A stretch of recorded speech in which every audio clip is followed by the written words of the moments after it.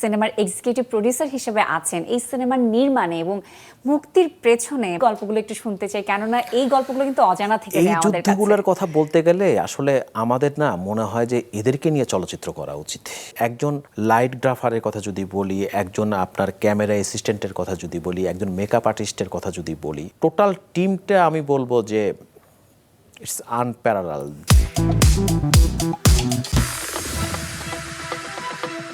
এবারের পর্ব আড্ডাবাজি। দর্শক, আজ আমার অতিথি হয়ে এসেছেন একজন বিশেষ মানুষ। ঈদের সময় এলেই যেমন বাংলার আকাশে নতুন গল্পের সুবাস ভেসে আসে, তেমনি আমাদের মাঝেও কিছু মানুষ বিরাজ করেন যারা শুধু গল্প দেখেন না, গল্প নির্মাণের পেছনে নীরবে জ্বালিয়ে রাখেন আলোর প্রদীপ। তিনি সেই অপরাজেয় মানুষদের একজন। ৩২ বছরের দীর্ঘ পথ চলায় তিনি বাংলাদেশের মিডিয়া ও চলচ্চিত্র অঙ্গনের একজন নির্ভরযোগ্য আয়না হয়ে আছেন। তার পথ চলায় আছে লাল সালুর মাটি, লালনের সুর, মনপুরার নদী, হাওয়ার উন্মাদনা, বিশ্ব সুন্দরীর সৌন্দর্য, আর এবারের ঈদে যোগ হচ্ছে রকস্টার ঝড়। হ্যাঁ দর্শক, আজ আমার অতিথি এবারের ঈদের সবচাইতে প্রতীক্ষিত সিনেমা রকস্টারের নির্বাহী প্রযোজক অজয় কুমার কুণ্ডু। ক্যামেরার সামনে নয়, অসংখ্য আলোর পেছনে দাঁড়িয়ে থাকা এই মানুষটি জানেন একটি সিনেমা শুধু বিনোদন নয়, একটি জাতির আবেগও বহন করে। ঈদের আনন্দ, রকস্টারের উন্মাদনা আর মাছরাঙা টেলিভিশনের 7 দিন ব্যাপী জমজমাট আয়োজন নিয়ে কথা বলতেই আজ আমি কথা বলবো শ্রদ্ধেয় অজয় কুমার কুণ্ডুর সাথে। চলুন গল্প করি। আগাম অভিনন্দন। ধন্যবাদ আপনাকে এবং আগাম ঈদের শুভেচ্ছা। হ্যাঁ, আগামীকাল যেহেতু ঈদ, অবশ্যই ঈদের শুভেচ্ছা আপনাকেও। অসংখ্য ধন্যবাদ। এবং আপনাকে আজকে সামনে পেয়েছি, ভীষণ ভালো লাগছে। তবে একটা মজার কথা দিয়ে আমি শুরু করতে চাই। আপনার নাম অজয় কুমার কুণ্ডু, আমার নাম অর্চি। আপনার জন্মদিন 16 অক্টোবর, আমার জন্মদিন 16 মে। ওরে বাবা, দারুণ একটা মিলের কথা বললাম কিন্তু। একটু আপনার সাথে আরেকটু এই মিলের ব্যাপারে গল্প করতে চাই। কেন আমি এই মিলগুলো বলছিলাম, আমার জন্য আজকে বিশেষ একটি দিন। যেমনটা বলেছি, আপনি সামনে আছেন, আপনার সাথে অনেক গল্প জমে আছে। তবে আমার একটু নার্ভাস লাগছে আজকে। মোটেও না, বরং আমি নার্ভাস। আমি যেহেতু ক্যামেরার সামনে কখনো কথা বলি না আর কি।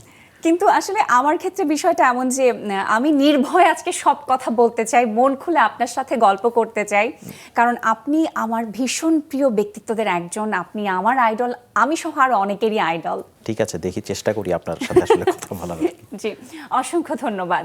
এবং কাল থেকেই তো রকস্টার পৌঁছে যাচ্ছে দর্শকদের কাছে, সবার মুখে মুখে রকস্টারের জয়গান শুনবো এমনটাই প্রত্যাশা করছি।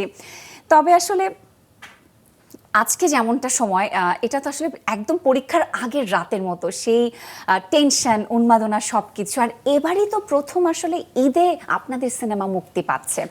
তো এই সিনেমার এক্সিকিউটিভ প্রোডিউসার হিসেবে আপনার অনুভূতি শুনতে চাই। একটু কি টেনশন হচ্ছে না? অ্যাকচুয়ালি মানে আমি এখন এখানে বসে কথা বলছি একটা ইন্টারভিউ নিয়ে, কিন্তু আমি আর মনে হয় না যে আমি ইন্টারভিউর মাঝখানে আছি। কেননা আমি এখনও মনে হচ্ছে যে আমার কোনটা বাকি, কি করতে হবে, কালকে কি অবস্থা দাঁড়াচ্ছে, তারপরে কোথায় যেতে হবে, মানে সব কিছু মিলিয়ে আসলে হয় না যে লাস্ট টাইমের একটা লাস্ট মোমেন্টের কারেকশান, মানে অনেক কিছু আসলে ডিপেন্ড করে। আর যেহেতু মানে আমরা, আপনি যেটা একটু আগে বললেন যে আসলে ঈদে কিন্তু আমরা এর আগে কখনো মুভি রিলিজ করিনি। আমরা এর আগে যতগুলো কাজ করেছি, আপনার হাওয়া থেকে শুরু করে বিশ্ব সুন্দরী, মনপুরা, সবই আমরা নন ঈদে সবসময় কাজ করেছি। এইবার অনেকটা একটু কাকতালীয়, কেননা আমাদের অনেকদিন ধরেই মনে হচ্ছিল যে আমরা সাকিব ভাইয়ের সাথে হয়তো একটা দুটা কাজ করব, এবং আমরা শুরু করেছি গত বছর শুরু করার পরে প্রথম যে মুভিটা আমাদের আসার কথা সেটা নন ঈদে কিন্তু ছিল। বাট নানাবিধ পারিপার্শ্বিক কারণে সেই কাজটা আমাদের শেষ হয়নি। দেন তারপরে আবার আমাদের আসলে যেহেতু পরেরটা শিডিউলটা আবার ওইভাবে করা ছিল, তো সো আমরা চিন্তা করলাম যদি আগেরটা যদি আসলে আমরা সময় মতো না আনতে পারি, অ্যাটলিস্ট পরেরটাতে যাতে একটু মনোযোগ দেওয়া যায় আর কি। সেই জায়গা থেকে কিন্তু আসলে ঈদের ছবিটা কিন্তু আগে চলে আসছে আর কি।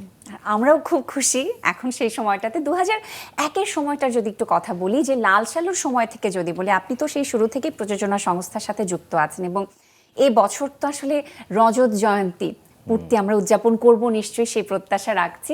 এই যে 25 বছরের দীর্ঘ একটা যাত্রা পথে এবারই প্রথম আপনাদের ব্যানারে শাকিব খানের সিনেমা মুক্তি পাচ্ছে ঈদে।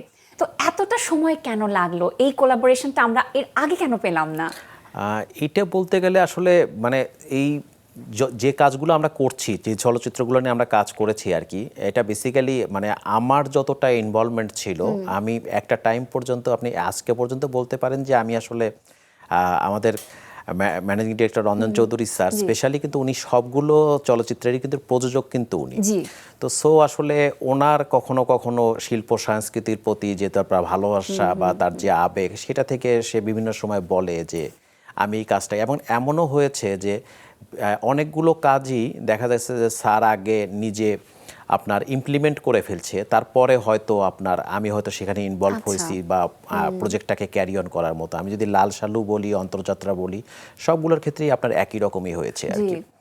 আর একদম শেষের দিকে এসে, এটা মনে হয় গত বছরের শুরুর দিকে বা এরকম একটা টাইমে হঠাৎ করে একদিন স্যার আমাকে বললেন যে আচ্ছা, আমরা তো অনেক দিন কাজ করছি না, আমরা কি ইভেন সাকিবকে নিয়েও কোনো কাজ করতে পারি কিনা। তা আমি বললাম যে ঠিক আছে স্যার, আমরা একটু দেখি চেষ্টা করে। দেন তারপরে ওনার সাথে বসলাম, কথাবার্তা হলো, এবং সেই সুবাদে আসলে মানে এই যাত্রাটা আসলে শুরু আর কি। কিন্তু এটা যে খুব যে প্ল্যান করে যে আপনার যে না এতদিন কেন ওনার সাথে করিনি, মানে আবার এখন কেন করছি, এরকম কোনো বিষয় না। কারণ আমরা হওয়ার পরেও তো প্রায় 3 বছর 3.5 বছরের একটা গ্যাপ হয়ে গেছে আর কি। এবং আমাদের অলওয়েজ ওই রকমই হয় আর কি। আবার হওয়ার আগে বিশ্ব সুন্দরী, সেখানেও একটা গ্যাপ হয়েছে, ওটা 20 সালে, এটা 22 সালে, আবার এখানে আসে 26 সালে হচ্ছে। আবার এমনও হতে পারে যে 26 সালে দুটোও হতে পারে। ওই যে বললাম আপনাকে, যেহেতু আমাদের আরেকটা কাজ যেহেতু অলমোস্ট আপনার 70% শুট হয়ে আছে আর কি।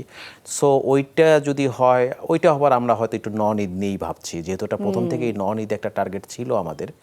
আর আমাদেরও সারা বছর কেন জানি মনে হয় যে আমরা বোধহয় চলচ্চিত্র বা মুভিগুলো বোধহয় শুধুমাত্র বোধহয় ঈদ কেন্দ্রিক বোধহয় কাজগুলো করি। এবং ঈদ কেন্দ্রিক কেন বলতেছি, দেশের যে সিনেমা হলগুলো, এই সিনেমা হলগুলো কিন্তু শুধুমাত্র এই ঈদের সময়টাতে চলে। কিন্তু এটা যদি সারা বছর কন্টেন্ট না পায়, তাহলে ওনারাই বা চালাবে কিভাবে? ঠিক সেই জায়গা থেকেই অনেকগুলো ভাবনা থেকেই যে আসলে মানে ধীরে ধীরে সিনেমা হল কমে যাচ্ছে। স্যারের সাথে যখন আমার কথা হলো যে আমরা আসলে কি বছরে 2-3টা কাজ কি মানে নন ঈদেও আমরা করতে পারি কিনা, এবং আমি যখন এটা নিয়ে সাকিব ভাইয়ের সাথে কথা বললাম এবং সাকিব ভাইও যখন এটা অ্যাকসেপ্ট করলো, দেন তারপরে আসলে জার্নিটা শুরু। কিন্তু আবারও আমি বলবো যে ওই যে মানে নন ঈদেরটা আসার আগে কিন্তু আমাদের ঈদেরটা চলে আসছে। বাট আই হোপ দ্যাট যে আমরা হয়তো এবছর নন ঈদেও আবারও একটা কিছু করতে পারবো আর কি। নিশ্চয়ই সেই সম্ভাবনা তো রয়েছেই।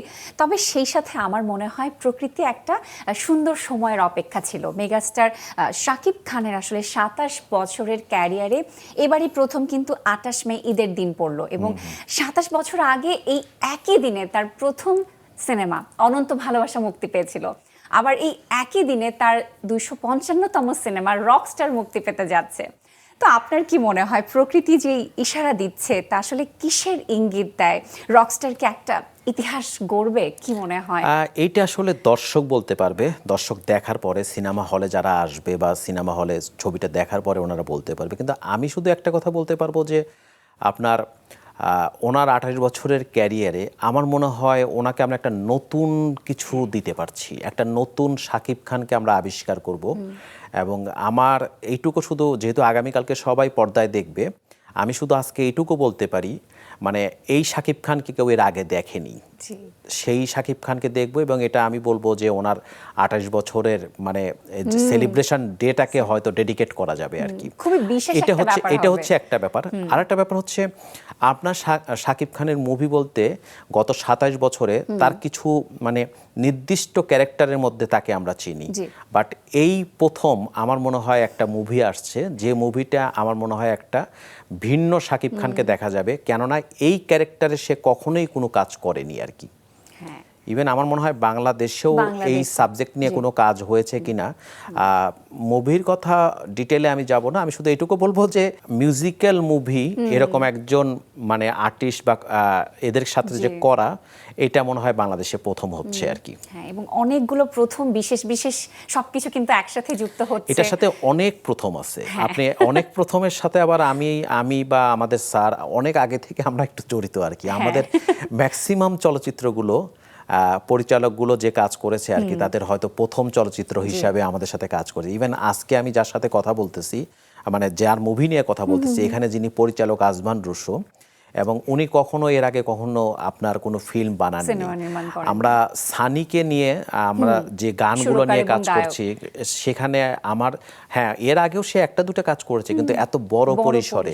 জাহিদ নীরব আমাদেরকে সাপোর্ট দিচ্ছে, নীরব রিপন নাথ আমাদের সাথে মিউজিকের কাজ করেন। রিপন দা অনেক আগে থেকে অনেকের সাথে কাজ করেন, কিন্তু একটা হাউজের সাথে বা অনেকের সাথে একদম নতুন ফরম্যাটে কাজ করে, এই অনেক নতুনের সাথে কাজ করার একটা আলাদা আনন্দ আমাদের মধ্যে থাকে। একদম নতুন একটা উন্মাদনা কিন্তু পাওয়া যায়। আরো একটা বিশেষ কথা বলি আমি, এবং আজ তো 27 মে রকস্টারের নায়িকা সাবিনা নূরের কিন্তু জন্মদিন। হ্যাঁ। তার মানে 27, 28 পুরোপুরি রকস্টারই দখল করে আছে। তো সাবিনা নূরের এই বিশেষ দিনে, জন্মদিনে তাকে কোনো শুভেচ্ছা বার্তা দিতে চান? ডেফিনেটলি শুভ জন্মদিন সাবিলা। কেননা আমরা আসলে এটাকে সেলিব্রেট করা হচ্ছে, যে এই সেলিব্রেটটা আমরা আসলে আজকে থেকে শুরু করে যে রকস্টারের যাত্রাটা যে কয়দিন থাকবে সেই কয়েকটা দিনই যাতে আমরা আসলে কোনো না কোনোভাবে সেলিব্রেট করতে পারি, সেই প্রত্যাশাই আমাদের থাকছে আর কি। আমাদের দর্শক হিসেবেও কিন্তু সেটাই চাওয়া, আমরা এই সেলিব্রেশনে আমরাও যুক্ত হতে চাই। ডেফিনেটলি আপনারা হলে যাবেন, হলের মুভি দেখবেন, আপনাদের প্রতিক্রিয়া জানাবেন, সেইখানেই তো আসলে আমাদের সার্থকতা আসলে।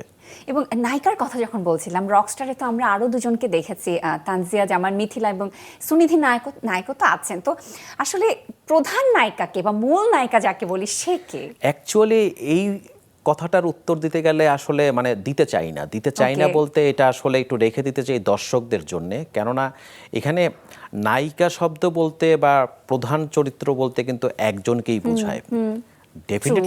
ডেফিনেটলি সেটা সাবিলা, হ্যাঁ। বাট বাকি যে দুজন আছে মানে তাদেরও যে ইন্টারেস্টিং মানে কিছু চরিত্র। অভিনয় বা চরিত্র রয়ে গেছে, আমার মনে হয় এইটা দেখার জন্য একটু আসলে, যেহেতু আমরা আসলে সেকেন্ড যে টিজারটা করেছিলাম আমরা বলেছিলাম যে ফ্লাওয়ার্স, আসলে একটা নাম্বার অফ ফ্লাওয়ার্সটাকে রাখার জন্যই আসলে এই কাজটা করা হয়েছে আর কি। তো বাকিটা আমার মনে হয় যে একটু আগামীকালকের জন্য অপেক্ষা করতে হবে। সেই অপেক্ষা অনেক লম্বাই মনে হচ্ছে এখন। শ্রদ্ধেয় অঞ্জন চৌধুরী পুরোদস্তুর একজন শিল্পমনা মানুষ, তিনি একজন সফল ব্যবসায়ী হয়েও আসলে চলচ্চিত্র প্রযোজনায় নিয়মিত আছেন। তো এটা আসলে আমাদের দেশে চলচ্চিত্র ইন্ডাস্ট্রির জন্য অনেকখানি তো ইতিবাচক ভূমিকা রাখছে, অনেক বড় ভূমিকা রাখছে। আপনার ভাবনার জায়গা থেকে শুনতে চাই। আমি ওনার কথা যদি আপনি বলেন না, মানে আমার কাছে কখনো কখনো খুব মানে এতটাই অদ্ভুত লাগে যে উনি যখন ধরেন যে একটা ম্যানুফ্যাকচারিং অর্গানাইজেশনের একটা চেয়ারে বসে আছে, ওনার সাথে একজন লোক কথা বলছে, কিছুক্ষণ পরে একজন স্পোর্টস রিলেটেড লোক তাকে ফোন দিচ্ছে, তার সাথে কথা বলতেছে। আমি দেখছি যে উনি রীতিমতো চেঞ্জ, এবং উনি তখন একজন স্পোর্টসম্যান বা স্পোর্টস লাভার। আবার যখন আমরা মিডিয়া নিয়ে কথা বলতেছি, এবং আমি তখন দেখছি যে উনি একজন কমপ্লিট মিডিয়া কর্মী। তো মানে এই যে ভার্সেটাইল একটা বিষয় ওনাদের মধ্যে দেখতে পাই, হ্যাঁ। আসলে ওইখান থেকেই কিন্তু ইন্সপায়ার হই আমরা True. যে আসলে এই কাজগুলো করার জন্যে। আর একটা হয় কি যে আমি যখন কোনো চ্যালেঞ্জ পাই, আমার একটা বা অ্যাসাইনমেন্ট পাই, এটা আমার কাছে একটা চ্যালেঞ্জ মনে হয়, এবং আমার মনে হয় যে অ্যাট এনি হাউ আমার বাকি কলিগ যারা আছে তাদেরকে সাথে নিয়ে আমার আসলে এই সাকসেসটা নিয়ে আসতে হবে। এটাই আসলে মানে একটা জায়গা থেকে আসলে কাজটা করা হয় আর কি। আর একটু গল্প শুনতে চাই। সান মোশন পিকচার্স লিমিটেড পরিচালক আজমান রুশোকে আসলে রকস্টারের সাথে কিভাবে যুক্ত করলো, এবং সেই সাথে শাকিব খান কিভাবে গল্পে যুক্ত হলো, তিনি কিভাবে গল্পটি গ্রহণ করেছেন, বিস্তারিত এই গল্পগুলো একটু শুনবো। এটা খুব ইন্টারেস্টিং, কেননা জি। আমরা যখন সেকেন্ড মুভিটা করব, যেটা ঈদে আসবে, সেটা ডিরেক্টর কে হতে পারে, গল্প কি হতে পারে, তো এটা নিয়ে যখন সাকিব ভাইয়ের সাথে আমার বেশ কয়েকদিন প্রথমে কথাবার্তা হচ্ছিল, তো সাকিব ভাই একটা পর্যায়ে বললেন যে আমরা একটা কাজ করতে চাই, যে কাজটা হবে আসলে একটু রকস্টার বা মিউজিক ফরম্যাট এরকম কে হতে পারে। দেন উই হ্যাভ সার্চিং যে এটা আসলে ডিরেক্টর কে হতে পারে। আমরা একজন দুজন তিনজনের সাথে বসলাম। ইভেন আমি কয়েকদিন আগে আমাদের যে এই ছবির যিনি পরিচালক আজমান রুশো, আমি এই যখন এডিটিংয়ের কাজ চলছিল, আমি হঠাৎ করে ওনাকে একদিন জিজ্ঞাসা করলাম, আচ্ছা আপনার কি মনে আছে যে আমি যখন আপনাকে মাছরাঙা টেলিভিশনে ডেকেছিলাম যে আপনার মুভি নিয়ে কোনো প্ল্যান আছে কি না, আপনি আমাকে কোন স্টোরিটা শুনিয়েছিলেন আর কি। তখন উনি অনেকক্ষণ চিন্তা করার পরে যে হ্যাঁ যেটা শুনেছিলাম সেটা তো আসলে হয়নি। আমি বললাম যে হ্যাঁ এই প্লটটা আসলে সাকিব ভাই করা, তারপরে উনি যেটা করেছেন, এবং রুশোর একটা বড় গুণ হচ্ছে রুশো কিন্তু মিউজিশিয়ান, দ্যাটস ওয়াই ও জিনিসটাকে মানে একটা দুটো মিটিংয়ের পরেই আপনার মানে Grip জিনিসটা করে ধরে ফেলছে। এবং ও এতটাই এক্সাইটেড ছিল যে যখন ও গল্প বলতো, যখন আপনার এটার মানে স্টোরিটা ডিটেল করতো ইভেন সাকিব ভাইয়ের সামনে বা ইয়েতে বা বিভিন্ন ফোরামে, কারণ অনেকবার তো এটা রিভিশন হয়েছে, অনেক কিছু অ্যাড হয়েছে, অনেক কিছু পরিবর্তন পরিমার্জন করেই তো একটা স্ক্রিপ্টিং ফাইনাল অবস্থায় দাঁড়ায়। আমি যদি আপনাকে প্রথম দিনের কথাটা বলি যে রুশো, সাকিব ভাই এবং রুশোর ওয়াইফ পিন হুইলের যিনি আর কি স্বর্ণা, আমরা চারজন মিটিং করছি। আমার আর এক কলিগ ছিল, সম্ভবত আসাদ ছিল সাকিব ভাইয়ের বাসায়। আমরা যখন মিটিং করছি, মানে ও এতটাই এক্সাইটেড, এই টেবিলের উপরে আপনার পানির গ্লাস দিয়ে রাখছে, মানে ও বুঝাইতে এরকম করতে করতে একটা পর্যায়ে পানির গ্লাস পড়ে গেল। সেকেন্ড যেদিন ওর সাথে আবার মিটিং করতে বসছি, তো মিটিং করতে বসার পরে দেখি যে ওর একই রকম অবস্থা। তা আমি বললাম যে একটু আপনি ওয়েট করেন, আমি এই কাপ আর গ্লাসগুলো একটু সরায় দিই।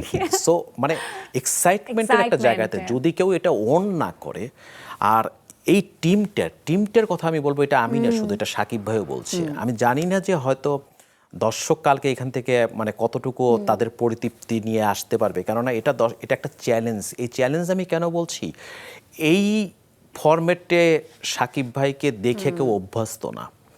সো এটাকে, এবং কিন্তু এটা আমাদের কাছে মনে হয় যে এটা ভিজুয়াল ওয়াইজ, কালার ওয়াইজ সব কিছু মিলে একটা ভালো কিছু হওয়ার কথা।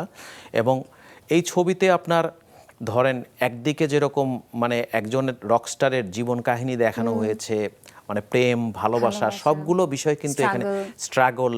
এবং এখানে প্রথম দিকে অনেকেই আমরা শুনেছি যে হয়তো একটু মনে হয়েছে যে কিছু জিনিস অতিরঞ্জিত, কিন্তু এখানে শেষের দিকে যে একটা মেসেজ ক্যারি অন করা হয়েছে, যে সো এই যে অতিরঞ্জিত হওয়ার কারণে যে কারণটা কি হতে পারে, সেই জায়গাগুলোও কিন্তু এখানে একটা বিষয় কিন্তু রয়ে গেছে। এবং সবশেষ আমি বলবো যে মানুষ যখন হল থেকে বের হবে তখন একটা অন্য মানুষ হয়ে বের হবে।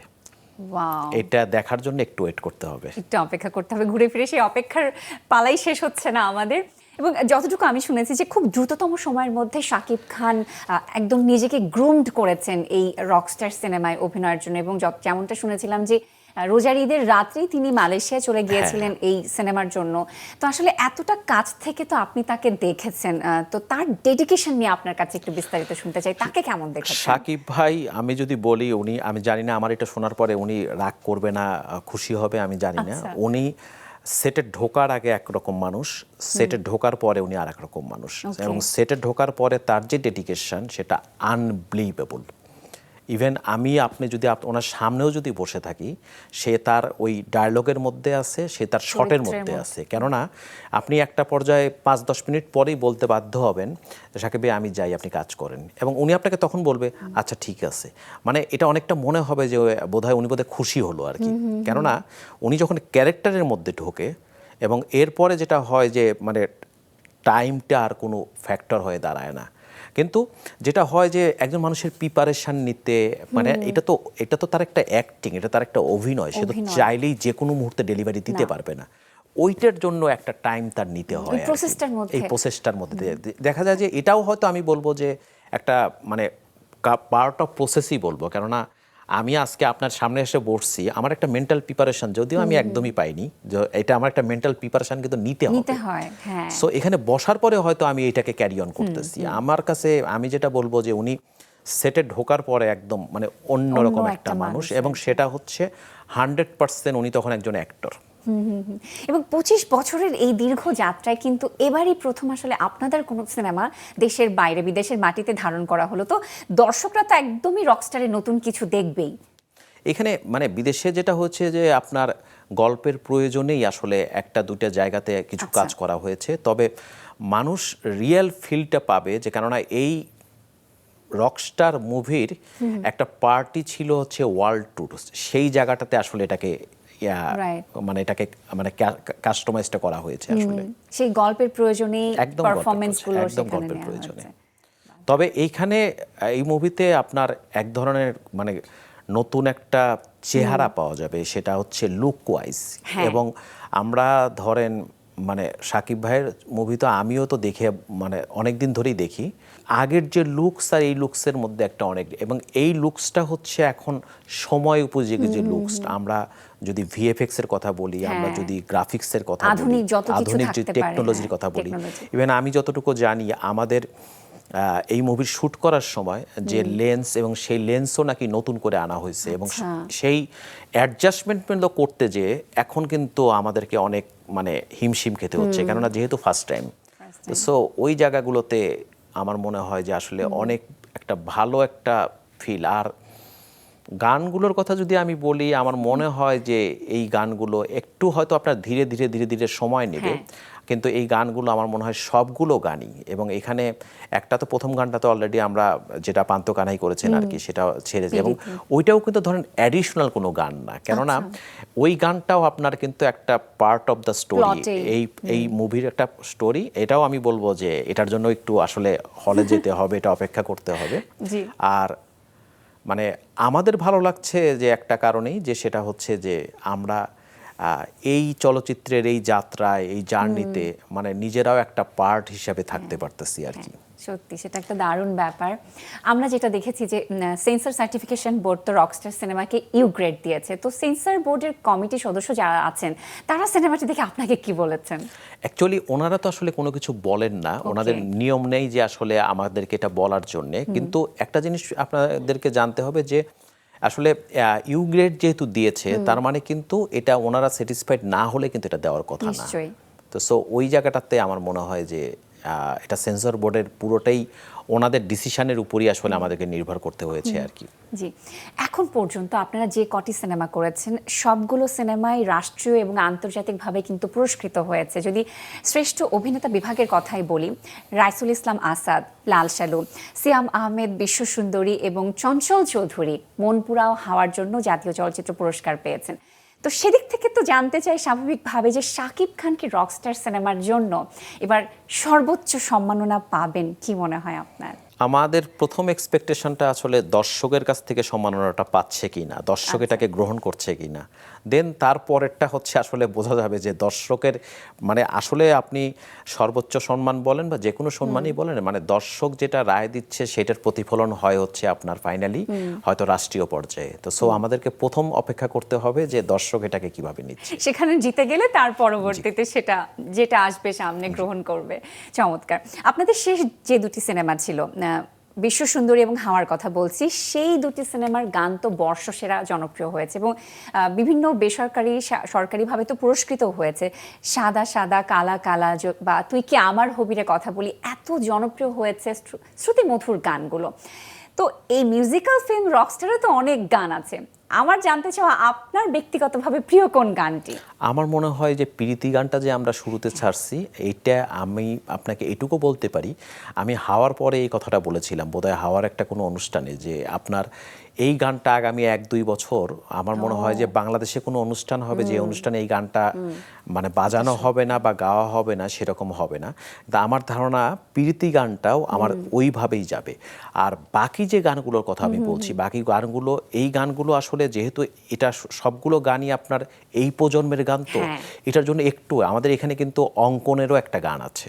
কিছুদিন আগে যে আপনার কোক স্টুডিওতে যার একটা গান গিয়েছে, অঙ্কনেরও একটা গান আছে যেটা আপনার সাবিলার সাথে, এবং এটা একটা মানে রোমান্টিক সিকোয়েন্সে, এবং মানে আমার মনে হয় যে ওই গানটা আসলে তখন হয়তো আর একটা ফিল পাওয়া যাবে যে আসলে।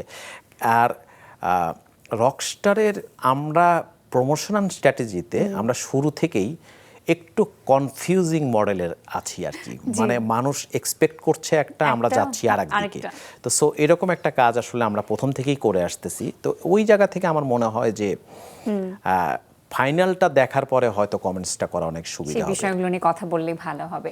রকস্টার সিনেমা দেখার জন্য তো দেশের বাইরের যে দর্শকেরা আছেন তারা তো মুখিয়ে আছেন, তাদের জন্য কিছু বলুন। আপনি শুনে এই মুহূর্তে মানে ভালো খুশি হবেন, এই কারণে বলছি যে রকস্টার কিন্তু আপনার 5ই জুন নর্থ আমেরিকাতে রিলিজ হচ্ছে, ইউএসএ এবং কানাডাতে, এবং অ্যাজ লাইক হাওয়া এটা নাম্বার অফ কতগুলো হলে যাচ্ছে বা কতগুলো সিনেপ্লেক্সে যাচ্ছে এটা এখনো বলতে পারছি না, তবে অলরেডি আমাদের কিন্তু ডেট ফিক্স যে আমরা 5ই জুন ইয়েতে রিলিজ করছি নর্থ আমেরিকাতে, এবং অন্যান্য অনেকগুলো কান্ট্রি থেকে অলরেডি আমাদের সাথে যোগাযোগ হচ্ছে। বাট আমি বা আমরা আমাদের টিম আমরা আসলে ঢাকার রিলিজটা নিয়ে এতটাই প্রেশারের মধ্যে আছি, আমরা একটা পর্যায়ে ওনাদেরকে বলতে বাধ্য হয়েছি যে ভাই আমরা তোমাদের সাথে একটু পরে কমিউনিকেশনটা শুরু করি আর কি। এবং দর্শকরা যেটা হয় যে আসলে বড় পর্দা বা সিনেমাতে তো নায়ক নায়িকাদেরকেই দেখেন, কিন্তু যেহেতু আপনি সিনেমার এক্সিকিউটিভ প্রোডিউসার হিসেবে আছেন, এই সিনেমার নির্মাণে এবং মুক্তির পেছনে বা মুক্তি নিয়ে যে অদৃশ্য যুদ্ধ থাকে সেই গল্পগুলো একটু শুনতে চাই, কেননা এই গল্পগুলো কিন্তু অজানা থেকে এই যায় আমাদের কাছে। যুদ্ধগুলোর কথা বলতে গেলে আসলে আমাদের না মনে হয় যে এদেরকে নিয়ে চলচ্চিত্র করা উচিত। সত্যি, এটা তো একমত। কেননা আমি যদি বলি আমার টোটাল আমাদের সাথে যে হাউসটা কাজ করছে পিন হুইল, মানে আজমান রুশো এবং স্বর্ণাদের যে অ্যাকচুয়াল কোম্পানিটার নাম, যে টিমটা, আমার মনে হয় না যে মানে আমাদের গত মাসের বোধহয় 10 তারিখে বোধহয় শুটিং শেষ হয়েছে বা এরকম একটা টাইম আর কি। কিন্তু আমার মনে হয় না না এরপর থেকে টিমের কেউ মানে 24 ঘন্টায় 2-3 ঘন্টার বেশি কেউ ঘুমাতে পেরেছে। সত্যি কাজটা কিন্তু এইভাবে চলতেছে। একজন লাইট গ্রাফারের কথা যদি বলি, একজন আপনার ক্যামেরা অ্যাসিস্ট্যান্টের কথা যদি বলি, একজন মেকআপ আর্টিস্টের কথা যদি বলি, মানে দেখা গেছে যে মানে তাদের যে ডেডিকেশন, কেননা এই টাইমে এরকম একটা বড় প্রজেক্ট এটা নামানোটা আমার কাছে মনে হয় স্টিল ধরেন যে আপনার। আর আরেকটা ব্যাপার আমি বলি, সেটা হচ্ছে যে ধরেন যারা ইউজ টু রেগুলার ফিল্ম বানায়, আমি যদি আমাদের এফডিসির আমাদের যদি সিনিয়র পরিচালকদের কথা যদি বলি, কারণ ওনাদের একটা এক্সপিরিয়েন্স থাকে, ওনারা একটা নির্দিষ্ট টাইমের মধ্যে কোন শটের পর কোন শট ওইভাবে কিন্তু জিনিসটা ওনারা করে ফেলে। যখন আমরা আর আমাদের আরেকটা অসুবিধা বা সুবিধা যেটাই বলেন, আমরা যে ডিরেক্টর বা যাদেরকে নিয়ে কাজ করতেছি এরা কিন্তু বিজ্ঞাপন চিত্র নির্মাতা। সো বিজ্ঞাপন চিত্র নির্মাতারা ওনারা একটা 30 সেকেন্ডের যখন টিভিসি বানায়, এই টিভিসির স্যাটিসফ্যাকশন আসতেই ওনাদের 3 দিন 4 দিন 5 দিন টাইম লাগে, কালার চেঞ্জ করে, এই শর্ট চেঞ্জ করে। সো এই এক্সপেরিমেন্টের মধ্য দিয়েই কিন্তু আমাদেরকে আসলে রকস্টারটাও নিয়ে যেতে হচ্ছে। এবং এইখানে দেখা যাচ্ছে যে আমি কালকেও আমার সাথে রুশোর কথা হচ্ছিল এবং রুশো আমাকে বলতেছিল যে দাদা আমি যদি আর 7টা দিন টাইম পেতাম। আমি খালি বলতেছি, ওনাকে বলি যে দেখেন এই আফসোস আপনার সারা জীবন থেকে যাবে, কিন্তু এটা কিছু করার নেই। কেননা আমার তো এমন, আমরা অন্যান্য ক্ষেত্রে কি করছি, আগে মুভি রেডি করছি, তারপরে প্রমোশনাল ডিজাইন করছি, তারপরে আমরা এটাকে রিলিজ নিয়ে চিন্তা করছি যে টোটাল কন্টেন্টটা আমাদের। আর এখানে আমাকে প্যারালালি করতে হচ্ছে। আমি একটা পোস্টার রিলিজ করতে গেলে আমি একটু ভয় পাই, আমি কি নির্দিষ্ট টাইমে আসতে পারবো তো, এই টেনশনগুলো নিয়েই কিন্তু আসলে আমাদের সময়টা কাটাতে হচ্ছে আর কি। ভীষণ চাপে সবার সময় যাচ্ছে, আশা করছি সেই চাপগুলো ধীরে ধীরে কমে যাবে। তবে একটা বিষয় আমাকে ভীষণ মুগ্ধ করে, সান মোশন অ্যান্ড পিকচার্স লিমিটেডের মাধ্যমে আসলে অনেক পরিচালকের কিন্তু চলচ্চিত্রে অভিষেক হয়েছে, সেটা আজমান রুশো হোক কিংবা মেজবাউর রহমান সুমন, আজমান রুশো, মেজবাউর রহমান, চয়নিকা চৌধুরী, শাকিব ফাহাদ, আমি যদি আরো আগেও যদি বলি মানে অনেক সারা বেগম খবর, এবং যদি গিয়াসউদ্দিন সেলিমের কথা বলি তিনিও। তো এই ভাবনার জায়গাটা একটু শুনতে চাই। এটা অনেকটাই কাকতালীয় বলবো এই কারণে যে হয়তো তারা প্রপোজালগুলো নিয়ে আসছে বা আমরা ওইভাবে জিনিসটা নিয়ে কথা বলেছি যে আমরা একটা মুভি নিয়ে কাজ করতে চাই। আর এইটাও ধরেন যে একদম ব্যাক ইন 93-94-এ আবারও যদি আমি অঞ্জন চৌধুরী স্যারের কথা যদি বলি, উনি একসময় নতুন মুখ নিয়ে আপনার হয়তো আপনার বিভিন্ন টিভিসির মডেল বা হিসেবে কাজ করিয়েছেন আর কি। সো ওই জিনিসটা আমরা আসলে একটা মানে হয় না যে একটা কমিউনিটি তৈরি করা, তো ওই জায়গাটাতে একটু কাজ করতে ভালোই লাগে, খারাপ লাগে না। সেখানেও চ্যালেঞ্জ থাকে, চ্যালেঞ্জ তো থাকে, নতুন কাউকে নিয়ে কাজ করা বা এটা করতে গেলে তো একটা চ্যালেঞ্জ তো থাকেই আর কি সবসময়। তো সো ওই জায়গাতে একটা মনে হয় যে, তবে একটা জায়গাতে খালি আমি খুব ভালো লাগে যে তারা যে ডেডিকেশন বা তারা যে শ্রমটা দেয় এই যে প্রথম হওয়ার কারণে, তো এটা একটা অ্যাডভান্টেজ, যে এই অ্যাডভান্টেজটা হয়তো একটু কাজে লাগানো যায়। এটা প্রযোজকের জন্য যেরকম একটা মানে গুড পার্ট, এটা পরিচালকের জন্য একটা গুড পার্ট। তো সো সেই জায়গাতে আমাদের এই চলচ্চিত্রে কিন্তু আপনার রকস্টারে আপনার কিন্তু আরও কিন্তু বেশ কিছু সিনিয়র আর্টিস্টও কিন্তু আছে, এবং এখানে রোজি সিদ্দিকী আছেন, এখানে তারেক আনাম খান আছেন, এখানে দিলারা জামান আছেন। আর এর বাইরে মানে টোটাল টিমটা আমি বলবো যে ইটস আনপ্যারালাল। আর মানে তারা চেষ্টা করছে তাদের মানে মোর দ্যান 100% ডেলিভারি দেওয়ার জন্য, কিন্তু সীমাবদ্ধতা কিছু ছিল, কিছু আছে, সেটা হচ্ছে যে টাইম বা আরেকটু বেটার টেকনোলজিক্যালও যদি বলি, সেখানেও যদি আমাদের তো অনেক কিছুই অনেকের উপর নির্ভর করতে হয়। ভালোরও তো কোনো শেষ নাই। হ্যাঁ, নিশ্চয়ই। So, তবে আপনার ছোটবেলার বেড়ে ওঠার সময়কার আমি ঈদের সিনেমার একটু অভিজ্ঞতা শুনতে চাই। সেই ছোটবেলায় কি আপনি হলে গিয়ে আসলে টিকিট কেটে ঈদের সিনেমা দেখেছেন, বা সেই স্মৃতি কি আছে কিছু? আমার যেটা হচ্ছে যে আমি এটার সাথে অনেক বেশি জড়িত, সেটা এইভাবে বলি কারণ আমার যেখানে হোম টাউন সেখানে 4টে সিনেমা হল ছিল। আচ্ছা। এবং আমি দেখতাম যে সিনেমা হলের টিকিট করার জন্যে একটা, আর সিনেমা হলের গেট দিয়ে ঢোকার জন্য একটা, আমি 1 কিলোমিটার লাইনও দেখছি যে এটা। এবং আমাদের পারিবারিক সূত্রে আমাদের একটা দোকান বা ব্যবসা প্রতিষ্ঠান যেটাই বলি, সেটা ছিল একটা সিনেমা হলের সামনে, যেটা এখনও আছে, আমার এক ভাই চালায়।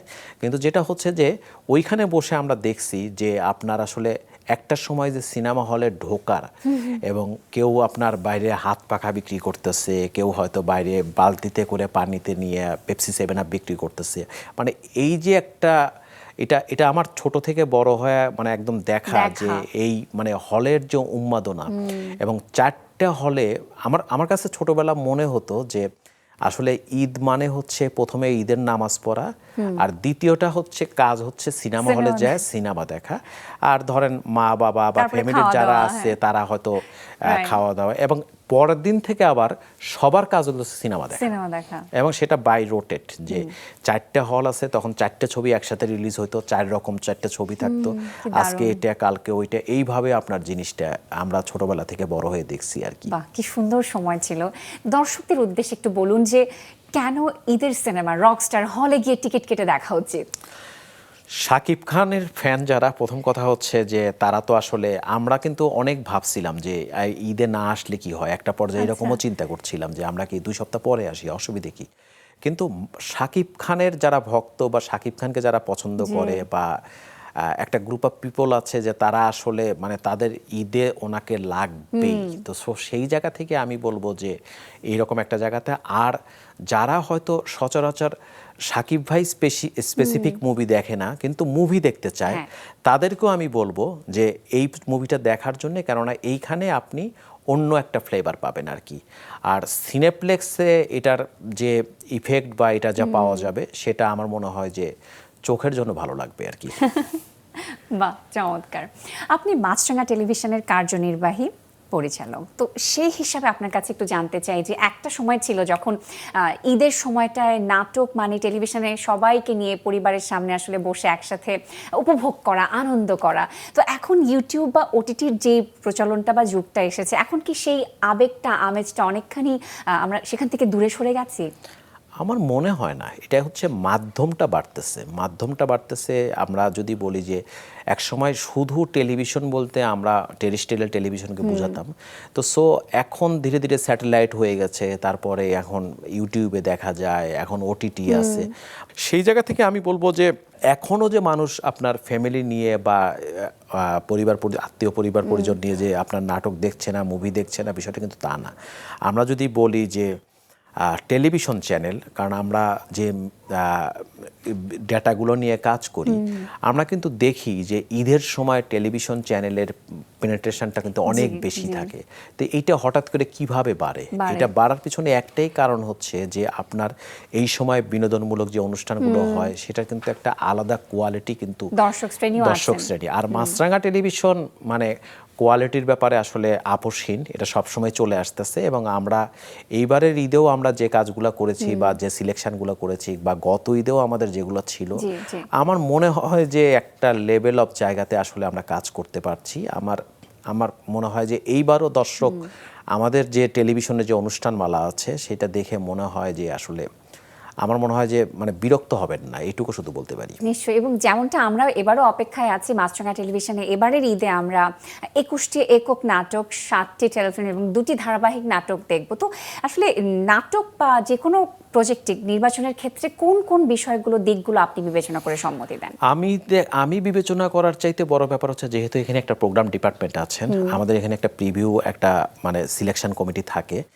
এরপরেও যেটা হয় যে আমাদেরকে এখন যেটা দেখতে হয় যে আসলে আমার টেলিভিশনটা আপনি কেন দেখবেন, দর্শক কেন দেখবে, সেই জায়গাটাতে একটা গুরুত্ব দিতে হয় এবং সেই জায়গাটাতে গুরুত্ব দিতে যে কখনো কখনো আর্টিস্টের ব্যাপার থাকে, কখনো কখনো গল্পের ব্যাপার থাকে, কখনো কখনো ডিরেক্টর, কখনো কখনো রাইটার। সো এই জিনিসগুলো কনসিডারেশনে নিয়ে আমরা এমন হয় যে হয়তো কিছু কিছু কন্টেন্ট আমরা সারা বছরে চালাতে পারি, সব সময় চালাচ্ছি, বাট সেই কন্টেন্টগুলো আমরা ঈদের সময় নিচ্ছি না বা ঈদের সময় আমরা শিডিউল করছি না। এটা রিজন একটাই, এটা রিজন হচ্ছে যে তাহলে সারা বছরের সাথে আসলে আমার এখনকার ডিফারেন্সটা কি হচ্ছে, ঈদের ডিফারেন্সটা কি হচ্ছে, দ্যাটস ওয়াই আমরা আসলে ওইভাবে চিন্তাটা করি আর কি। বাহ, চমৎকার। এবারও আমরা নতুন নতুন কাজগুলো দেখতে চাই। আরেকটা বিষয় নিয়ে শুনবো, আর মাত্র 9 দিন পর অর্থাৎ আসছে 6 জুন আপনার ক্যারিয়ারের দীর্ঘ 32 বছর পূর্ণ হতে যাচ্ছে। আগাম অভিনন্দন জানাতেই চাই। এই 32 বছরের যদি এই পুরোটা সময়কে একবার পেছনে ফিরে তাকিয়ে যদি 3টি বাক্যে বর্ণনা করতে বলি, কি বলবেন? শেখার অনেক বাকি, এইটুকু বলতে হবে আর কি। না। আর একটা কথা যদি বলি যে যা করতে চেয়েছিলাম বা যা করার চিন্তা নিয়ে আসলে সবসময় ভাবি, এখনও বোধহয় তার মানে মাঝামাঝি পৌঁছাতে পারিনি। এবং এটা আসলে আপনার বিনয়, আপনি এটা বলছেন, কিন্তু আপনি আমাদেরকে যতখানি দিয়েছেন আমরা এখনো সেটা গ্রহণ করছি। না, সেটা আপনাদের মনে হচ্ছে, কিন্তু ধরেন আমি মানে হয় না যে ধরেন আমি মানে ক্যারিয়ারের শুরুর দিকেও যদি বলি যে 2001-2 সালের দিকেও যে সেই প্ল্যানগুলো সময়কার আমরা কথা। করেছি, সেই প্ল্যানগুলো বা যে প্রজেক্টগুলো নিয়ে চিন্তা করেছি, সেটার দেখা গেছে যে হয়তো বা সবগুলো আজ পর্যন্ত আসলে বাস্তবায়ন হয় নাই আর কি। তো সো ওই একটা জায়গাতে মনে হয় একটা তৃষ্ণা বোধহয় রয়ে যাচ্ছে আর কি। কিন্তু আপনাকে আমরা আসলে আরো অনেক ভালো ভালো কাজে যুক্ত থাকতে দেখতে চাই। আমাদের অনেক প্রত্যাশা আপনার কাছে, এবং এতটা দীর্ঘ সময়ের যাত্রা পথে আসলে আপনার জন্য অনেক অনেক শুভকামনা থাকছে, এবং রক স্টারের জন্য, পুরো টিমের জন্য অনেক অনেক শুভকামনা, ভালোবাসা। আপনাকেও ধন্যবাদ আজকের এই অনুষ্ঠানে আমন্ত্রণ জানার জন্যে। আর দর্শকদেরকে আমি বলবো, আপনারা আগামীকাল থেকে রকস্টার দেখতে পাবেন আপনার আশেপাশের সিনেমা হলে। রকস্টার দেখুন এবং আপনাদের প্রতিক্রিয়া জানান। ধন্যবাদ আপনাদেরকে।